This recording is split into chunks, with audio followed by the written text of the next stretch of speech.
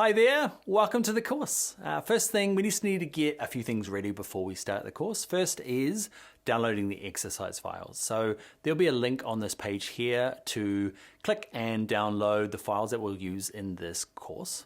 Another thing to consider here is if you're using an earlier version of Photoshop. So this course was built in CC 2018. Okay, so if you've got that or anything above that, 19, which is out really soon, it will work perfect. If you've got CS6 or CS5, a lot of the features aren't going to work here, so it's probably not going to be perfect for you.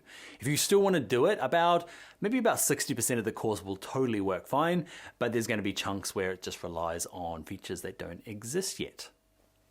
All right, the next thing here is we just need to reset our workspace just so that we're all looking the same. So open up Photoshop and up here under Window, okay, go to Workspace. We're going to start with Essentials, okay?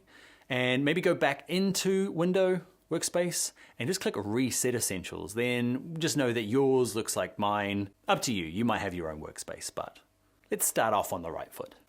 All right, that's it from me. Let's get started and actually start doing stuff in Photoshop.